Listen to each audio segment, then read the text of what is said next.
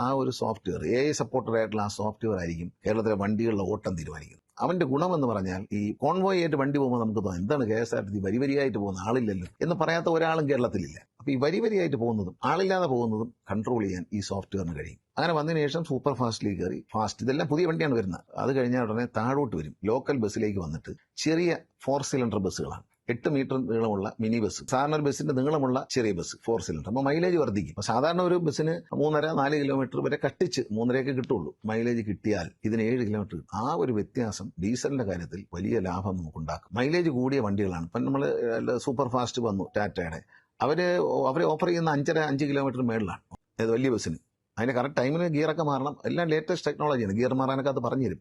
അപ്പോൾ ആ ലേറ്റസ്റ്റ് ടെക്നോളജിയിലെ വണ്ടികൾ വാങ്ങുമ്പോൾ കൂടുതൽ ഫ്യൂവൽ എഫിഷ്യന്റ് ആയിട്ടുള്ള വണ്ടികളാണ്. ഇപ്പം തിരുവനന്തപുരത്ത് നിന്ന് പാലക്കാടേക്ക് ഒരു ബസ് ഇടണം എന്നൊരു MLA ആവശ്യപ്പെടുന്നു, അല്ലെങ്കിൽ ഒരു മന്ത്രി ആവശ്യപ്പെടുന്നു. നമ്മൾ അതിനുവേണ്ടി ശുപാർശ ചെയ്താൽ അതിൽ നോക്കും വണ്ടിക്ക് സാധ്യതയുണ്ടോ. ആ ദിവസം വണ്ടിക്ക് പോസിബിലിറ്റി ഇല്ലെങ്കിൽ ഇല്ല എന്ന് തന്നെ പറയും. നമ്മൾ പറയാറുണ്ട് നമ്മുടെ നാട്ടിൽ ലൈസൻസ് ഉണ്ട് പക്ഷെ ഓടിക്കാൻ അറിയില്ല. ഇനി കൈ തെളിയണം. അങ്ങനെ കൈ തെളിയണ്ട. KSRTC ഡ്രൈവിംഗ് സ്കൂളിൽ ചേർന്ന് കഴിഞ്ഞാൽ അവിടെ നിന്ന് പഠിച്ചിട്ട് അവിടെ നിന്ന് ലൈസൻസ് കൈ കിട്ടുന്ന ദിവസം നിങ്ങൾക്ക് തന്നെ വണ്ടി ഓടിച്ച് റോഡിലേക്ക് പോവാം. KSRTCയിൽ ശമ്പളം കൊടുക്കാൻ കഴിഞ്ഞു എന്ന് പറയുമ്പോൾ അതിൽ അഭിമാനകരമായ നേട്ടത്തിന്റെ കാരണം ബഹുമാനപ്പെട്ട മുഖ്യമന്ത്രിയാണ്. കാരണം അദ്ദേഹം ഞാൻ മന്ത്രിയായി ചുമതലയെടുത്തപ്പോൾ തന്നെ എന്നോട് പറഞ്ഞു, അവർക്ക് തൊഴിലാളികൾക്ക് പല ഘട്ടങ്ങളായിട്ടാണ് ശമ്പളം കൊടുക്കുന്നത്, നമുക്കത് ഒരുമിച്ച് കൊടുക്കണം. അതിന് 1-ാം തീയതി തന്നെ കൊടുക്കാൻ പറ്റുന്നതിനെ കുറിച്ച് നിങ്ങൾ എന്തെങ്കിലും ഒരു പദ്ധതി തയ്യാറാക്കണം എന്ന് അദ്ദേഹം ആവശ്യപ്പെട്ടു. അപ്പോൾ അതനുസരിച്ച് പല ആലോചനകളും ഞങ്ങൾ നടത്തി. അങ്ങനെ ഒരു തിരിഞ്ഞൊരു പദ്ധതിയിലാണ് ഇത് കൊടുക്കുവാൻ വേണ്ടി തീരുമാനമെടുത്തത്. അപ്പോൾ തന്നെ മുഖ്യമന്ത്രി ആ പ്രപ്പോസൽ കൊടുത്തപ്പോൾ തന്നെ അദ്ദേഹം ധനകാര്യ വകുപ്പിന്റെ ഒരു വലിയ മീറ്റിംഗ് വിളിച്ചു. അതിൽ വെച്ച് അദ്ദേഹം വളരെയധികം പോസിറ്റീവായി തിങ്ക് ചെയ്തുകൊണ്ട് എന്നെ സഹായിച്ചതുകൊണ്ടാണ് കൊടുക്കാൻ പറ്റിയത്. പക്ഷെ അത് മാനേജ് ചെയ്ത് പോകാൻ വലിയ പ്രയാസമാണ്. എങ്കിലും മാനേജ് ചെയ്ത് പോകുന്നുണ്ട്. കാരണം ഇപ്പോൾ ശമ്പളം കൊടുത്തതിന് ശേഷം തൊഴിലാളികളുടെ ഭാഗത്ത് നിന്ന് കുറച്ചുകൂടി മറ്റൊരു സഹകരണ കുറവുണ്ടായിരുന്നു. അപ്പോൾ അവർക്കും 1-ാം തീയതി ശമ്പളം കിട്ടുന്ന സർക്കാർ ജീവനക്കാരുടെ കൂട്ടത്തിൽ ഞങ്ങളും ഉണ്ട് എന്നൊരു തോന്നൽ വന്നപ്പോൾ നല്ല രീതിയിൽ സഹകരണമുണ്ട്. ആ സഹകരണം ഒരു ബഹുഭൂരിപക്ഷം വരുന്ന ജീവനക്കാരിൽ നിന്ന് ലഭിക്കുന്നത് കൊണ്ടാണ് ഇപ്പോൾ നമുക്ക് ചെറിയ നേട്ടങ്ങൾ കൈവരിക്കാൻ കഴിഞ്ഞിട്ടുണ്ട്. അത് മാത്രമല്ല, തൊഴിലാളികളുടെ നിന്ന് കഴിഞ്ഞ കാലങ്ങളിൽ പിടിച്ചെടുത്ത തുകകൾ, അതായത് അവർ ലോണുമായൊക്കെ ബന്ധപ്പെട്ട് പിടിച്ചെടുത്തുകൾ ഒന്നും ബാങ്കിൽ അടച്ചിരുന്നു. KSRTCയുടെ തൊഴിലാളികളുടെ സൊസൈറ്റി തന്നെ ഏതാണ്ട് അടച്ചു പോകുന്നൊരു സ്ഥിതിയിലായിരുന്നു. ഞാൻ വന്നതിന് ശേഷം അവർക്കെല്ലാം കോടിക്കണക്കിന് രൂപയാണ് നമ്മളവർ അടച്ചു കൊടുത്തത്. ആ പ്രസ്ഥാനത്തിന്റെ, ആ സഹകരണ പ്രസ്ഥാനത്തിന്റെ നിലനിൽപ്പ് പോലും അപകടമാകുന്ന തരത്തിലുള്ള കടങ്ങളും ബാധ്യതകളുമായിരുന്നു. ജീവനക്കാരിൽ നിന്ന് പണം പിടിക്കുന്നുണ്ട്, പക്ഷേ ദൗർഭാഗ്യവശാൽ അത് അവിടെ അടച്ചില്ല. അടയ്ക്കാതെ വരുമ്പോൾ ഈ ബാങ്കുകളിൽ നിന്ന്, പ്രത്യേകിച്ച് ഈ സഹകരണ ബാങ്ക് മാത്രമല്ല മറ്റ് ബാങ്കുകളുടെ അടുത്ത ലോണിൽ നിന്നൊക്കെ അവർക്ക് ഒരുപാട് ഈ അവരുടെ സിബിൽ സ്കോർ പോവുക, അങ്ങനെ അവർക്ക് വേറൊരു ലോൺ കിട്ടാതാവുക, വലിയ പ്രയാസങ്ങൾ അവർ നേരിട്ടിരുന്നു. അപ്പോൾ പരമാവധി പൈസ ഞങ്ങളിങ്ങനെ ഓരോ ദിവസവും കുറേശ്ശെ കിട്ടുന്ന ഏതെങ്കിലും പണം അധികമായി വന്നാൽ, എപ്പോഴെങ്കിലും ഒരു ബൾക്ക് ഒരു എമൗണ്ട് കിട്ടിയാൽ ഉടൻ തന്നെ അത് കുറേ അടച്ചു കൊടുക്കും. പിന്നെ ഈ പെൻഷനായവരുടെ ആനുകൂല്യങ്ങൾ അത് കൊടുക്കുന്നില്ല എന്ന് പരാതി ഉണ്ടായത്. പെൻഷൻ, മന്ത്ലി പെൻഷൻ ഗവൺമെന്റ് സഹകരണ ബാങ്കുകളിൽ ഒരു കൺസോർഷ്യത്തിലൂടെ കൊടുക്കും. പക്ഷെ അത് മാത്രമല്ല, ഒരാൾ പെൻഷൻ പറ്റുമ്പോൾ അദ്ദേഹത്തിന് കിട്ടേണ്ട ബെനിഫിറ്റുകളുണ്ട്. അത് കൊടുക്കുന്നതിന് വലിയ കാലതാമസം ഉണ്ടായിരുന്നു. അത് 2018 വരെ ആയി കിടന്നതാണ്. 2020 ഇപ്പുറം കൊടുത്തിട്ടില്ല. ഇപ്പൊ 2023 മെയ് മാസം വരെയുള്ള കുടിശ്ശിക കൊടുക്കാൻ കഴിഞ്ഞിട്ട്. ഇപ്പൊ 2023 മെയ് കഴിഞ്ഞാൽ പിന്നെ ജൂൺ ജൂലൈ പെൻഷൻ ആവുന്നവരുടെ എണ്ണം കുറയും. മെയ് മാസത്തിൽ ഏറ്റവും കൂടുതൽ ആൾക്കാർ പെൻഷൻ പറ്റും. അതുകൊണ്ടാണ് അവിടെ വന്നൊരു ഡിലേ. ഇപ്പൊ അവിടെ കുറച്ചധികം പണം വേണ്ടി വരും. അത് കഴിഞ്ഞാലുടൻ പിന്നെ വളരെ ഫാസ്റ്റായിട്ട് അടുത്ത മാസങ്ങൾക്ക് പെൻഷൻ കുറവായിരിക്കും. പെൻഷൻ ആവുന്നവരുടെ എണ്ണം കുറവായിരിക്കും. തിരിച്ച് 1-2 മാസത്തിനുള്ളിൽ തന്നെ 2024 മാർച്ച് മാസം അപ്പോഴാണ് വീണ്ടും പെൻഷൻ വന്നത്. അവിടം വരെ എത്തിക്കാൻ കഴിയുമെന്ന് പ്രതീക്ഷിക്കുന്നു. പിന്നെ ഒരു വലിയ സാമ്പത്തിക അച്ചടക്കം ഇതിനകത്ത് കൊണ്ടുവരാനുള്ള, ഒരു പൈസ പോലും ചോർന്നു പോകാതെ, കണക്കുകളുടെ കാര്യത്തിലാണെങ്കിലും ശരി, പൈസയുടെ മാനേജ്മെന്റിലാണ് ഞാൻ തന്നെ നേരിട്ട് ഇടപെട്ടൊരു ശക്തമായ ഒരു നീക്കം ഞങ്ങൾ നടത്തുന്നു. പണത്തിന്റെ കൺട്രോള് നമ്മുടെ കയ്യിലാക്കുക. 168 ആരും പറഞ്ഞ വിശ്വസിച്ചില്ല, 168ഓളം ബാങ്ക് അക്കൗണ്ടുകളുണ്ടായിരുന്നു. ഒറ്റ അക്കൗണ്ടേ ഉള്ളൂ. ആ അക്കൗണ്ടിലൂടെയാണ് ഇതിന്റെ ഓവർ ഡ്രാഫ്റ്റും ഇതിന്റെ വരവും ചെലവും എല്ലാം ഇവിടെ നിന്നാണ് പോകുന്നത്. അപ്പോൾ അതുകൊണ്ട് ഈ ഓവർ ഡ്രാഫ്റ്റിനെ കൺട്രോൾ ചെയ്ത് നിർത്താൻ വേണ്ടിയിട്ടാണ് ഒറ്റ അക്കൗണ്ട് ആക്കുന്നത്. 268 അക്കൗണ്ടിൽ വളരെയധികം അക്കൗണ്ടുകൾ നമ്മൾ ക്ലോസ് ചെയ്തു. ഇനി കുറച്ച് പൈസയൊക്കെ കിട്ടാനുള്ള അക്കൗണ്ടുകൾ സെറ്റിൽമെന്റ് ആകാത്ത, അത് മാത്രമേ ഉള്ളൂ. കാരണം ഒരു സ്ഥാപനത്തിന് അത്രയും അക്കൗണ്ടിന്റെ ആവശ്യമില്ല. കാലാകാലങ്ങളിൽ ഇരുന്ന MD-മാരും മന്ത്രിമാരും ഒക്കെ അവർക്ക് വേണ്ടപ്പെട്ട ചില ബാങ്കുകൾക്ക് ഇങ്ങനെ അക്കൗണ്ട് കൊടുത്ത് വർദ്ധിച്ചു വന്നതാണ്. അപ്പം അതെല്ലാം നിർത്തി ഇപ്പോൾ ഒറ്റ അക്കൗണ്ടിലാണ് നമ്മൾ ഓപ്പറേറ്റ് ചെയ്യുന്നത്. വാടക എല്ലാം ഇതിൽ തന്നെ വരും.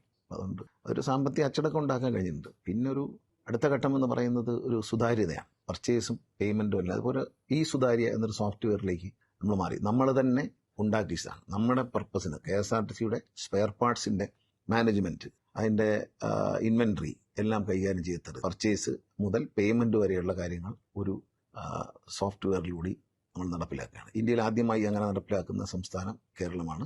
ഈ സുതാര്യ എന്നൊരു ഒരു സോഫ്റ്റ്വെയർ നമ്മൾ ഉണ്ടാക്കിച്ചു. അതിപ്പോൾ മറ്റ് സംസ്ഥാനങ്ങൾ, ഗുജറാത്ത് സംസ്ഥാനം അടക്കം അത് അവരുടെ കയ്യിൽ നിന്ന് വാങ്ങി നമുക്ക് ഉണ്ടാക്കി തന്നത് നമ്മളാണ് പറഞ്ഞു കൊടുത്തത്. ബേസിക് മാത്രമേ ഉണ്ടായിരുന്നുള്ളൂ, ബാക്കിയെല്ലാം നമ്മളിങ്ങനെ നമ്മുടെ അനുഭവത്തിന്റെ വെളിച്ചത്തിൽ KSRTCയിലെ ഉദ്യോഗസ്ഥരും ഇങ്ങനെ MD CMD എല്ലാം പറഞ്ഞു കൊടുത്ത് വന്നിരിക്കുന്നതാണ്. അപ്പോൾ ഒരു സ്റ്റോക്ക് വരുന്നിടം മുതൽ ആ സ്റ്റോക്ക് വന്ന പാർട്സ് വണ്ടിയിലേക്ക് പോകുന്നവരെയുള്ള QR കോഡ് സ്കാൻ ചെയ്തുള്ളൊരു എവിടെയാണ് ഈ പാർട്സ്, ഇപ്പോൾ ഈ ഒരു പാർട്ട് എവിടെ ഇരിക്കുന്നു എന്ന്, ഏത് ഗോഡൗണിലുണ്ട്, ഏത് വർക്ക്ഷോപ്പിൽ ഇരിപ്പുണ്ട് എന്നറിയാൻ പറ്റും, ഏത് വണ്ടിയിൽ കയറ്റിയെന്ന് അറിയാൻ പറ്റും. അത്രയും സുതാര്യത വരും.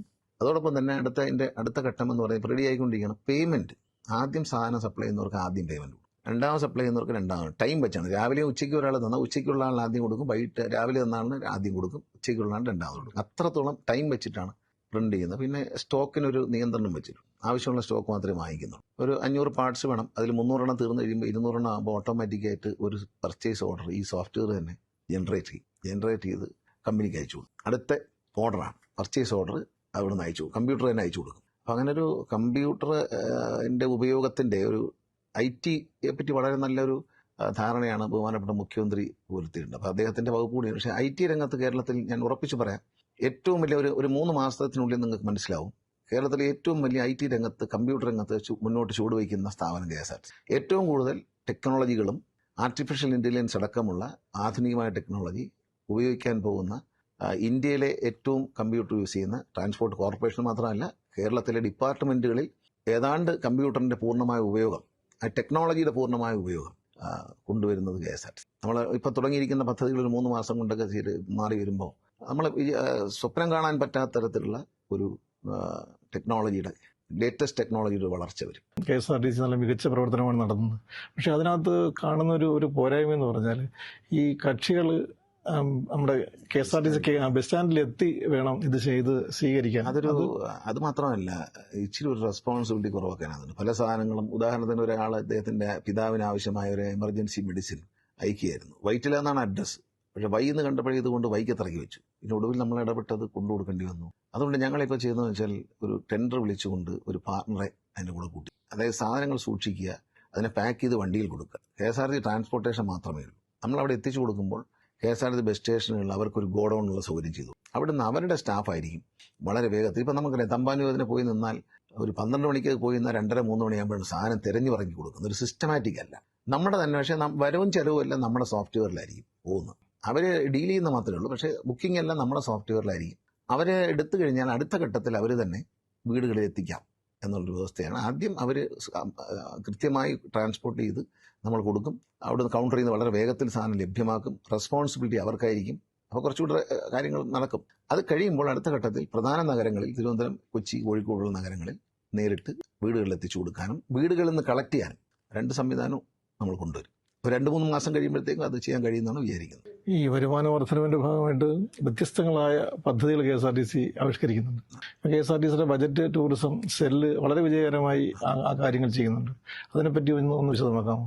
ഈ ബഡ്ജറ്റ് ടൂറിസം വളരെ നല്ലൊരു പദ്ധതിയാണ്. ഇപ്പം സാധാരണക്കാരായ ജനങ്ങൾക്ക് എല്ലാ സ്ഥലത്തും ടൂർ പോകണമെന്ന് ആഗ്രഹമുണ്ട്. പ്രത്യേകിച്ച് കോവിഡ് കഴിഞ്ഞതിന് ശേഷം ഡൊമസ്റ്റിക് ടൂറിസമാണ്. അത് വിദേശ ടൂറിസ്റ്റുകൾ വരുന്നതിന് പകരം നമ്മൾ തന്നെയാണ് പോകുന്നത്. അപ്പം അങ്ങനെയുള്ള ഡൊമസ്റ്റിക് ടൂറിസം വരുമ്പോൾ അതിനകത്ത് സാധാരണക്കാരായ ആളുകൾ എങ്ങനെയാണ് ഒരു സ്ഥലത്തേക്ക് ഒരു കാർ പിടിച്ച് പോകുക, അതൊക്കെ ബുദ്ധിമുട്ടാണ്. ഇത് വളരെ കുറഞ്ഞ പൈസയ്ക്ക് യാത്ര ചെയ്യുക, അവിടെ അക്കോമഡേഷൻ, നല്ല ഫുഡ്, എല്ലാ സ്ഥലവും കാണാനുള്ള ഒരു ഗ്രൂപ്പായിട്ട് പോകുമ്പോൾ ഒരു സന്തോഷം, ഇതൊക്കെയാണ് ഉപയോഗപ്പെടുത്തുന്നത്. ഏതാണ്ട് കഴിഞ്ഞ വർഷവും ഈ വർഷവും തന്നെ താരതമ്യപ്പെടുത്തിയാൽ 63.5% വർധനമുണ്ട് വരുമാനത്തിൽ. ഇതിൽ തന്നെ ഈ ഒറ്റ വരുമാനം തന്നെ 63.5% ഇൻക്രീസ് നമുക്ക് കിട്ടിയിട്ടുണ്ട് കഴിഞ്ഞ വർഷത്തേക്കാൾ ഈ വർഷം. ഇത് കൂടുതൽ വിജയത്തിലേക്ക് പോകണം. കുറച്ചുകൂടെ നല്ല വണ്ടികളൊക്കെ കൊടുത്തു. ഇപ്പോൾ വളരെ മോശമായ വണ്ടികളൊക്കെയാണ് നേരത്തെ പോയിരുന്നത്. ഇപ്പോൾ എല്ലാ സ്ഥലത്തും ഈ ബഡ്ജറ്റ് ടൂറിസം ഓപ്പറേറ്റ് ചെയ്യുന്ന വണ്ടികൾ നവീകരിച്ച വണ്ടികളാണ് കൊടുക്കാൻ ശ്രമിച്ചുകൊണ്ടിരിക്കുകയാണ്. ഒരു മാസത്തിനുള്ളിലൊക്കെ ഒരു 4-5 വണ്ടിയും കൂടെ വന്നു കഴിയുമ്പോൾ എല്ലാ സ്ഥലത്തും നല്ല ആധുനികമായി നവീകരിച്ച നല്ല സീറ്റും സൗകര്യമൊക്കെ ഉള്ള വണ്ടികളായിരിക്കും പോകും. അപ്പോൾ അത് കുറച്ചുകൂടി ആളുകളെ ആകർഷിക്കുന്നതാണ് പ്രതീക്ഷിക്കുന്നത്. മൂന്നാറിൽ ഉൾപ്പെടെ ഇപ്പോൾ മൂന്നാറിൽ വന്ന ഡബിൾ ഡെക്കർ വലിയ ഹിറ്റാണ്. മൂന്നാറിൽ വന്ന ഡബിൾ ഡെക്കറൊക്കെ വന്നപ്പോൾ ചില ആളുകളൊക്കെ ഇങ്ങനെ എതിരൊക്കെ പറഞ്ഞു, ചില ട്രേഡ് യൂണിയൻ്റെ ആൾക്കാരൊക്കെ ചില അഭിപ്രായങ്ങളൊക്കെ രേഖപ്പെടുത്തിയെങ്കിലും നമ്മൾ ചിലവാക്കിയത് 30 ലക്ഷം രൂപയാണ്. ഒരു പഴയ ഡബിൾ ഡെക്കറിൻ്റെ പുറത്ത് 30 ലക്ഷം രൂപയാണ്. തുറന്നു പറയുന്ന കണക്ക്. കഴിഞ്ഞ മാസം, ഇപ്പം ഞാൻ കണക്ക് നോക്കിയിട്ട് കുറച്ച് ദിവസമായി, കഴിഞ്ഞ മാസം വരെ 58 ലക്ഷം രൂപ ലാഭം ഉണ്ടായി. ഈ 30 ലക്ഷം രൂപ കടന്ന് ഒരു ദിവസം ഒരു 13,000 രൂപ നമുക്ക് ചിലവ് വരും. ഡീസലും സ്റ്റാഫിൻ്റെ ശമ്പളമൊക്കെ എല്ലാ ദിവസങ്ങളിലും ഒരു 53,000 രൂപ, 52,000 രൂപ, 40,000, 50,000 രൂപ കുറയാത്ത കളക്ഷൻ മഴയുള്ളപ്പോഴേ ഉള്ളൂ പ്രശ്നം. അല്ലാത്ത ദിവസം കിട്ടാറുണ്ട്. അത്രയും പൈസ ലാഭമാണ്. നമ്മുടെ കേരള സർക്കാർ നവകേരളവുമായിട്ട് ബന്ധപ്പെട്ട് ലക്ഷ്യമിട്ട് മുന്നോട്ട് പോകാണല്ലോ. അപ്പോൾ ഗതാഗത രംഗം എന്ന് പറയുന്നത് നവകേരളത്തിൻ്റെ ഏറ്റവും പ്രധാനപ്പെട്ട ഒരു ഭാഗമാണ്. എന്തെല്ലാം കാര്യങ്ങളാണ് ആ മേഖലയിൽ നവകേരളവുമായി ബന്ധപ്പെട്ട് ആദ്യം ഞാൻ ഈ ഒരുപാട് വിമർശനം, നവകേരളം എന്ന് പറയുമ്പോൾ ഏറ്റവും കൂടുതൽ വിമർശനം കേട്ട ഒരു സാധനമാണ് നവകേരള ബസ്. അതിനെക്കുറിച്ച് പറയാം. നവകേരള ബസ് വലിയൊരു കുഴപ്പമാണ് എന്നെല്ലാം പറഞ്ഞുകൊണ്ടിരുന്നെങ്കിലും അതിനെ അതിഗംഭീരമായ ലാഭത്തിലേക്ക് കൊണ്ടുവരാൻ കഴിഞ്ഞു എന്നതാണ് ഏറ്റവും എനിക്ക് സന്തോഷം തരുന്നത്. കാരണം അതിൻ്റെ കോഴിക്കോട് നിന്നും പോകുന്ന വണ്ടി, അപ്പോൾ അതിൻ്റെ ടോയ്ലറ്റും കാര്യങ്ങളൊക്കെ ഒന്ന് മാറ്റി ചെറുതാക്കി അങ്ങനെ മാറ്റങ്ങൾ വരുത്തിയതിനു ശേഷം സീറ്റുകളുടെ എണ്ണം കൂട്ടി കോഴിക്കോടുമായി ബാംഗ്ലൂർ റൂട്ടിലാണ് ഇത് ഓടുന്നത്. മറ്റൊരു വണ്ടിക്കും ഇല്ലാത്ത കളക്ഷൻ. ഒരു ദിവസം ശരാശരി 100, ഒരു കിലോമീറ്ററിന് 100 രൂപ. ഒരു കിലോമീറ്ററിന് സാറിന് കിട്ടുന്ന 60 രൂപ, 55 രൂപ, 45 രൂപയൊക്കെയാണ്. ഒരു കിലോമീറ്ററിന് 100 രൂപ കിട്ടുന്ന തരത്തിൽ അതിനെ ലാഭത്തിലാണ് ഓടിക്കുന്നത്. അപ്പോൾ നവകേരള ബസ്സിനെ സംബന്ധിച്ച വിവാദം അവസാനിച്ചു. നവകേരള ബസ് ഒരു സൂപ്പർ ഹിറ്റായി മാറിയിട്ടുണ്ട്. പിന്നെ നവകേരളവുമായി ബന്ധപ്പെട്ട് നമ്മളിപ്പോൾ എല്ലാ ഫ്ലീറ്റുകളും നവീകരിക്കാൻ പോകും. ഏതാണ്ട് 340ഓളം ബസ്സുകൾ ഇനിയുള്ള ദിവസങ്ങളിൽ കേരളത്തിലെ റോഡിലിറങ്ങും. അത് വെറും സൂപ്പർ ഫാസ്റ്റും മാത്രമല്ല, ഹയർ ക്ലാസ്സിലുള്ള സ്ലീപ്പർ ബസ്സുകൾ, ഓൾവോ സ്ലീപ്പർ ബസ്, ലൈലൻഡിൻ്റെ സ്ലീപ്പർ ബസ്, എയർ കണ്ടീഷൻ വണ്ടികളാണ്. ഒരു വലിയ കാറ്റഗറി, ഒരു പല ടൈപ്പ്, അതായത് ഇതുവരെ കേരളത്തിൻ്റെ KSR ചരിത്രത്തിലില്ലാത്ത പുതിയ പുതിയ കാറ്റഗറി ബസ്സസ് വരാൻ പോവാണ്. ഹയർ ക്ലാസ്സിൽ ഓൾവോ സ്ലീപ്പർ, ഓൾവോ പിന്നെ സീറ്റർ അങ്ങനെ വരും, ലൈലൻഡിൻ്റെ വരും, ലൈലൻഡിൻ്റെ സ്ലീപ്പർ വരും, സെമി സ്ലീപ്പർ അങ്ങനെ വരും. അങ്ങനെ വന്നതിന് ശേഷം സൂപ്പർ ഫാസ്റ്റിലേക്ക് കയറി ഫാസ്റ്റ്, ഇതെല്ലാം പുതിയ വണ്ടിയാണ് വരുന്നത്. അത് കഴിഞ്ഞാൽ ഉടനെ താഴോട്ട് വരും, ലോക്കൽ ബസ്സിലേക്ക് വന്നിട്ട് ചെറിയ 4 സിലിണ്ടർ ബസ്സുകളാണ്. 8 മീറ്റർ നീളമുള്ള മിനി ബസ്, 10.5 മീറ്റർ സാധാരണ ഒരു ബസ്സിന്റെ നീളമുള്ള ചെറിയ ബസ് 4 സിലിണ്ടർ. അപ്പോൾ മൈലേജ് വർദ്ധിക്കും. അപ്പോൾ സാധാരണ ഒരു ബസ്സിന് 3.5-4 കിലോമീറ്റർ വരെ കട്ടിച്ച് 3.5 കിട്ടുള്ളൂ. മൈലേജ് കിട്ടിയാൽ ഇതിന് 7 കിലോമീറ്റർ കിട്ടും. ആ ഒരു വ്യത്യാസം ഡീസലിന്റെ കാര്യത്തിൽ വലിയ ലാഭം നമുക്കുണ്ടാക്കും. മൈലേജ് കൂടിയ വണ്ടികളാണ്. ഇപ്പം നമ്മൾ സൂപ്പർ ഫാസ്റ്റ് വന്നു ടാറ്റയുടെ, അവരെ ഓഫർ ചെയ്യുന്ന 5.5 കിലോമീറ്റർ മേളിലാണ് വലിയ ബസ്സിന്. അതിന്റെ കറക്റ്റ് ടൈമിന് ഗിയറൊക്കെ മാറണം. എല്ലാം ലേറ്റസ്റ്റ് ടെക്നോളജിയാണ്. ഗിയർ മാറാനൊക്കെ അത് പറഞ്ഞു തരും. അപ്പോൾ ആ ലേറ്റസ്റ്റ് ടെക്നോളജിയിലെ വണ്ടികൾ വാങ്ങുമ്പോൾ കൂടുതൽ ഫ്യൂവൽ എഫിഷ്യൻ്റ് ആയിട്ടുള്ള വണ്ടികളാണ് നമ്മൾ മാർക്കറ്റിൽ ഇറക്കാൻ പോകുന്നത്. ആ ഒരു ഫ്യൂവൽ എഫിഷ്യൻസി KSRTC വലിയ ലാഭം ഉണ്ടാക്കും, നഷ്ടം കുറച്ചു കൊണ്ടുവരും. അങ്ങനെ KSRTCയുടെ ഷെഡ്യൂളിങ്ങും നമ്മൾ കമ്പ്യൂട്ടറിലേക്ക് മാറാൻ വേണ്ടി മാനുവലായിട്ട് മനുഷ്യൻ ഷെഡ്യൂൾ ചെയ്യുന്നതിന് പകരം ഇനി മുതൽ കമ്പ്യൂട്ടർ AI സപ്പോർട്ടഡ് ആയിട്ടുള്ള സോഫ്റ്റ്വെയർ ഞങ്ങൾ വാങ്ങാൻ പോകും. ആ സോഫ്റ്റ്വെയർ ഒരു 2-3 മാസം അകത്ത് വരും. അത് വന്നു കഴിഞ്ഞാൽ ആ കമ്പ്യൂട്ടറിലുടയുന്ന ആ ഒരു സോഫ്റ്റ്വെയർ, AI സപ്പോർട്ടഡ് ആയിട്ടുള്ള ആ സോഫ്റ്റ്വെയർ ആയിരിക്കും കേരളത്തിലെ വണ്ടികളുടെ ഓട്ടം തീരുമാനിക്കുന്നത്. അവൻ്റെ ഗുണമെന്ന് പറഞ്ഞാൽ ഈ കോൺവോയ് ആയിട്ട് വണ്ടി പോകുമ്പോൾ നമുക്ക് തോന്നും എന്താണ് KSRTC വരിവരിയായിട്ട് പോകുന്ന ആളില്ലല്ലോ എന്ന് പറയാത്ത ഒരാളും കേരളത്തിലില്ല. അപ്പോൾ ഈ വരിവരിയായിട്ട് പോകുന്നതും ആളില്ലാതെ പോകുന്നതും കൺട്രോൾ ചെയ്യാൻ ഈ സോഫ്റ്റ്വെയറിന് കഴിയും. ഇത്തരത്തിലൊരു സോഫ്റ്റ്വെയർ ലോകത്ത് വേറെ എവിടെയെങ്കിലും ഉണ്ടോ എന്ന് എനിക്കറിയത്തില്ല. പക്ഷെ ഞങ്ങൾ പറഞ്ഞതിന് ശേഷം ചടഞ്ഞതിൻ്റെ പേരിൽ ഉണ്ടാക്കിയാണ് ഇന്ത്യയിൽ ആദ്യമായിട്ട് ഇത്തരത്തിലൊരു സോഫ്റ്റ്വെയർ. അതിൻ്റെ കൺട്രോൾ അങ്ങനെ തിരുവനന്തപുരത്ത് നിന്ന് പാലക്കാടേക്ക് ഒരു ബസ് ഇടണം എന്നൊരു MLA ആവശ്യപ്പെടുന്നു, അല്ലെങ്കിൽ ഒരു മന്ത്രി ആവശ്യപ്പെടുന്നു. നമ്മൾ അതിനുവേണ്ടി ശുപാർശ ചെയ്താൽ അതിൽ നോക്കും വണ്ടിക്ക് സാധ്യതയുണ്ടോ. ആ ദിവസം വണ്ടിക്ക് പോസിബിലിറ്റി ഇല്ലെങ്കിൽ ഇല്ല എന്ന് തന്നെ പറയും. ഇല്ല എന്ന് പറയും. കാരണം വെച്ചാൽ അവിടെ ഒരു ഗ്യാപ്പില്ല. അപ്പം പല സ്ഥലത്തും വരുന്ന വണ്ടികൾ ഒന്നിച്ച് വരുമ്പോൾ ഈ ബഞ്ചിങ് വരും. അതാണ് ഈ കോൺവോയ് ആയിട്ട് പോകുന്നത്. അപ്പോൾ ബഞ്ചിങ് ഒഴിവാക്കുന്നത് ഇതിനകത്ത് വർക്ക് ചെയ്തുകൊണ്ടിരിക്കുന്ന 24 hours വർക്ക് ചെയ്തുകൊണ്ടിരിക്കുന്ന ആർട്ടിഫിഷ്യൽ ഇന്റലിജൻസ് ഇതിനെ കറക്റ്റ് ചെയ്തുകൊണ്ടിരിക്കും. ഇത് തരുന്ന നിർദ്ദേശം അനുസരിച്ച് നമ്മൾ വണ്ടിയുടെ ടൈം മാറ്റണം. പിടിച്ചിടേണ്ട സ്ഥലങ്ങളുണ്ട്. ചിലയിടത്തൊരു വണ്ടി പിടിച്ചിടേണ്ടി വരും, ചിലയിടത്ത് വണ്ടി നേരത്തെ പോകേണ്ടി വരും, നിലവിലുള്ള സമയം മാറ്റേണ്ടി വരും. ഇതെല്ലാം അത് പറഞ്ഞു തരും. അപ്പോൾ അതിനെ നമ്മൾ കൃത്യമായി ഫോളോ ചെയ്താൽ വളരെ ആദ്യമൊക്കെ ഇച്ചിരി ബുദ്ധിമുട്ട് കാണും. പക്ഷേ ഇത് കൃത്യമായി ഫോളോ ചെയ്ത് വരുമ്പോൾ എല്ലാം കറക്റ്റ്, എല്ലാ സ്ഥലത്തെയും കുഴപ്പങ്ങൾ അത് കറക്റ്റ് ചെയ്യും. അതൊരു പുതിയ ആശയമായിരിക്കും. അത് വന്നു കഴിഞ്ഞാൽ എൻ്റെ കണക്കനുസരിച്ച് ഡെഡ് മൈലേജ് കുറയുകയും KSRTCയുടെ ഇന്നത്തെ നഷ്ടം ഒരു 60%, ഒറ്റ ദിവസം കൊണ്ട് 60% നഷ്ടം കുറയും. കാരണം ഡീസലാണ് നമ്മളെ ഏറ്റവും കൂടുതൽ വിഷമിപ്പിക്കുന്നത്. കിട്ടുന്ന കളക്ഷൻ്റെ നേരെ പകുതി ഡീസലിന് പോകാൻ. അപ്പോൾ ഫ്യൂവൽ സേവ് ചെയ്യുന്നതിൽ ഇത് ഉപകാരം ചെയ്യും. ഉച്ച സമയത്ത് വണ്ടി ആവശ്യമില്ലെങ്കിൽ ഈ സോഫ്റ്റ്വെയർ നമ്മൾ പറയും ഈ സമയം വണ്ടി ഓടിക്കണ്ട, നിങ്ങൾ വണ്ടി ഒതുക്കിയിട്ടുള്ളൂ, ഡ്രൈവർ ശമ്പളം കൊടുത്തോളൂ, എന്നാലും ലാഭമാണ്. അങ്ങനെ വലിയൊരു മാറ്റം. ഞാൻ IT രംഗത്ത് ഇപ്പം KSRTC ചലോ ആപ്പ് വന്നു കഴിഞ്ഞു, KSRTC കാർഡ് വരുന്നു, കുഞ്ഞുങ്ങളുടെ കൺസെഷൻ കാർഡിലേക്ക് മാറുന്നു, അംഗപരിമിതരുടെ കൺസെഷൻ കാർഡിലേക്ക് മാറും. ഇങ്ങനെ ഘട്ടം ഘട്ടമായി ജേർണലിസ്റ്റുകൾ കൊടുക്കുന്നത് മാറും. അങ്ങനെ ഒരു അക്കൗണ്ടബിലിറ്റി ഉണ്ടാകും. KSRTCയുടെ ഇപ്പം കുഞ്ഞുങ്ങളുടെ കൺസെഷൻ ആപ്പ് വഴിയാണ് എടുക്കുന്നത്. ആപ്പ് വഴി എടുക്കുമ്പോൾ കൃത്യമായ കണക്ക് നമുക്ക് എത്ര കുട്ടികൾ എടുത്തിട്ടുണ്ട്, എത്ര കുട്ടികൾ എടുക്കാനുണ്ട്, എത്ര കുട്ടികൾ അപ്ലൈ ചെയ്തു, അതിൽ അർഹരല്ലാത്ത ആരെല്ലാം എന്നെല്ലാം കൃത്യമായ ഡേറ്റ ഇപ്പം നമ്മുടെ കയ്യിലുണ്ട്. തൊഴിലാളികളുടെ വർക്ക് ലോഡ് കുറയ്ക്കും. ഈ മിനിസ്ട്രിയൽ സ്റ്റാഫിന് വലിയ വർക്ക് വരില്ല. ഇപ്പോൾ ഉദാഹരണത്തിന് ഒരു ടിക്കറ്റ് ക്യാഷ് ഏറ്റെടുക്കുന്ന ഒരു ഉദ്യോഗസ്ഥൻ അല്ലെങ്കിൽ ഉദ്യോഗസ്ഥ, അവർ ഈ കണക്ക് 3 ബുക്കിൽ എഴുതണം. ഒരേ സാധനം 3 ബുക്കിൽ എഴുതണം. അതിന് വേണ്ട ഒറ്റ പ്രിന്റ് ഔട്ട് എടുക്കുക, ഫയലിൽ സൂക്ഷിക്കും. ബാക്കി നമ്മുടെ സെർവറിലുണ്ടല്ലോ. ഇരട്ടി ജോലി ചെയ്യിക്കുകയാണ്. ഒരു കൺസെഷൻ എഴുതണമെങ്കിൽ വലിയ 3 ഗ്രന്ഥത്തിൽ ഇത് എഴുതി പോകും. ഒരു കുട്ടിയുടെ കൺസെഷൻ പിന്നെ അത് മുഴുവൻ വെട്ടണം. ഇതിങ്ങനെ ഓരോ വരിയായിട്ട് വെട്ടി, ശനിയാഴ്ച വെട്ടി, ഞായറാഴ്ച വെട്ടി, അതെല്ലാം. അപ്പം നവകേരളത്തിന്റെ ഭാഗമായി വരുന്ന വെച്ചാൽ ഏറ്റവും വലിയ ഒരു ഡിജിറ്റലൈസേഷൻ അതാണ് വേർഡ്. ഡിജിറ്റലൈസേഷൻ വരാൻ പോകുന്ന ഡിപ്പാർട്ട്മെന്റ് KSRTC. സിനിമാ മേഖലയിൽ നിന്ന് രാഷ്ട്രീയത്തിലേക്ക് വന്ന വിജയിച്ച അപൂർവം പേരിൽ ഒരാളാണ് സാർ. എങ്ങനെ കാണുന്നു, എങ്ങനെയാണ് അതിനെ വിലയിരുത്തുന്നത്? സിനിമ എൻ്റെ ഒരു തൊഴിലും രാഷ്ട്രീയം എനിക്കൊരു സർവീസുമാണ്. സിനിമയിൽ നിന്ന് ആദ്യമായി കേരളത്തിലെ ജനാധിപത്യ വ്യവസ്ഥയിലൂടെ കേരളത്തിൻ്റെ നിയമസഭയിൽ എത്താൻ കഴിഞ്ഞ ആളെന്നുള്ളതിൽ എനിക്ക് വലിയ സന്തോഷം. ഞാനിപ്പോഴും സിനിമ അഭിനയിക്കാൻ ആഗ്രഹിക്കുന്ന ആളാണ്. സമയക്കുറവുകൊണ്ടാണ് പല സിനിമകളും വരുന്നുണ്ട്.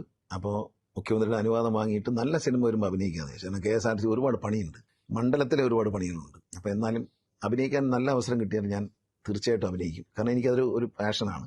ഞാൻ ഏറ്റവും കൂടുതൽ ആഹ്ലാദിക്കുന്ന ഒരു കുറേ ദിവസം ജോലി ചെയ്യുമ്പോൾ ഒരു 3-4 ദിവസം ഒരു അഭിനയിക്കാൻ വേണ്ടി പോയിട്ട് തിരിച്ചു വരുമ്പോൾ വീണ്ടും നമ്മളെ മൈൻഡ് ഫ്രഷ് ആയിട്ടാണ് തിരിച്ച് ജോലിയിലേക്ക് പ്രവേശിക്കുന്നത്. അതുകൊണ്ടാണ് MLA ആയിരിക്കുമ്പോഴും മുമ്പ് മന്ത്രി ആയിരിക്കുമ്പോഴൊക്കെ ഞാൻ അഭിനയിച്ചിട്ടുള്ളത്. അത് അഭിനയം ഒരു എനിക്ക് ഇഷ്ടമാണ്. എൻ്റെ ജീവിതത്തിലെ ഒരു ഏറ്റവും വലിയ ആഗ്രഹം മലയാളികൾ സ്നേഹിക്കുന്ന, ലോക സിനിമാ പ്രേക്ഷകർ സ്നേഹിക്കുന്ന നല്ല വേഷങ്ങൾ അഭിനയിക്കുന്ന ഒരു നല്ല നടനായി അറിയപ്പെടണമെന്ന് മാത്രമേ എൻ്റെ ജീവിതത്തിൽ ഞാൻ ആഗ്രഹിച്ചിട്ടുള്ളൂ. മറ്റ് MLA ആയതും മന്ത്രി ആയതും എല്ലാം പിന്നെ എനിക്ക് വന്നു ചേർന്ന ബോണസാണ് എന്നുള്ളതല്ല. എൻ്റെ മനസ്സിലെ ഏറ്റവും വലിയ ആഗ്രഹം അന്ന് ഒരു നല്ല സിനിമാ നടനായിട്ട് അറിയപ്പെടണം എന്നുള്ള. ചലച്ചിത്ര മേഖല ഇപ്പം വലിയ വിവാദങ്ങളിലൊക്കെ ഇങ്ങനെ കടന്നു പോകാണല്ലോ. സ്ത്രീകൾക്ക് സുരക്ഷിതയില്ലാത്ത ഒരു മേഖല എന്നുള്ള രീതിയിലുള്ള ചർച്ചയും വരുന്നുണ്ട്. ഹേമ കമ്മിറ്റി റിപ്പോർട്ട് തുറന്നുവിട്ട ആ ഭൂതം ഇനിയും അകത്ത് കയറിയിട്ടില്ല. അപ്പോൾ ഇടതുപക്ഷ സർക്കാർ ആ മേഖലയിൽ സ്വീകരിച്ച നടപടികൾ അത് എത്രത്തോളം ഗുണം ചെയ്തു എന്നാണ് സാർ വിലയിരുത്തുന്നത്? അല്ല, അത് ഒരു ഗവൺമെന്റ് ചെയ്യാവുന്നതൊക്കെ ചെയ്തു. ഹേമ കമ്മീഷൻ നിയമിച്ചു. ഹേമ കമ്മീഷൻ റിപ്പോർട്ട് വന്നപ്പോഴേക്കും അതിനനുസരിച്ചുള്ള കേസുകൾ എടുത്തു, എല്ലാ പ്രവർത്തനവും. പക്ഷേ ഇതൊന്നും ഇവിടെ അവസാനിക്കില്ല. നിങ്ങൾ മെർലിൻ മൺറോയുടെ ജീവചരിത്രം വായിക്കണം. നമ്മളൊക്കെ ജനിക്കുന്നതിന് മുമ്പാണ്. മെർലിൻ മൺറോയുടെ ജീവചരിത്രത്തിൽ പോലും ഇതൊക്കെ തന്നെയാണ് പറഞ്ഞത്. അവരുടെ ജീവചരിത്രം അവർ ഹോളിവുഡിൽ അന്നത്തെ കാലത്ത് മെർലിൻ മൺറോയെ പോലും വലിയ നടി ഇതുപോലുള്ള ചൂഷണങ്ങൾ നേരിട്ടിരുന്നു. ഈ ഹേമ കമ്മീഷൻ വന്നതിന് ശേഷം ഞാൻ ഉള്ള കാര്യം പറയാറില്ല, ചൂഷണമൊന്നും കുറഞ്ഞിട്ടില്ല. അടുത്ത കാലത്ത് എന്നോട് എൻ്റെ നാട്ടിലുള്ള ഒരു പെൺകുട്ടി അഭിനയിക്കാൻ പോകുന്നൊരു കുട്ടിയാണ്. ആ കുട്ടി എന്നോട് പറഞ്ഞു, സാറേ ഒരു സിനിമയുടെ കഥ പറയാൻ വിളിക്കുന്നു. ചെറിയ റോൾ അഭിനയിക്കുന്ന കുട്ടിയാണ്. ഇതൊക്കെ അസുഖം മാറിയിട്ടില്ല എന്ന് പറയാൻ കാര്യം അതാണ്. കഥ പറയാൻ വിളിക്കുന്നു. അപ്പം ഞാൻ പറഞ്ഞ് കഥ കേൾക്കാൻ വരണം, സംവിധായകന് നിങ്ങളോട് കഥ പറയണം. ഈ കുട്ടിയെ ചെറിയ എന്തോ റോൾ അഭിനയിക്കാനാണ് വിളിക്കുന്ന. അതിന് ഒരു ചേച്ചി അനിയത്തിയായിട്ടോ ചേച്ചിയായിട്ടോ കണ്ട വരുന്നത്. അപ്പോൾ സംവിധായകന് കഥ കേൾക്കണം, എറണാകുളത്ത് വരണം, എറണാകുളത്തോ കോട്ടയത്ത് എവിടെ വരണം. അപ്പോൾ സംവിധായകൻ പ്രൊഡക്ഷൻ മാനേജറാണ് വിളിക്കും. അപ്പോൾ സംവിധായകൻ അപ്പോൾ പറഞ്ഞ് കഥ കേട്ടിട്ട് പോരാമല്ലോ, ഒരു 10 മിനിറ്റ് പോലെ കഥ കേൾക്കാൻ.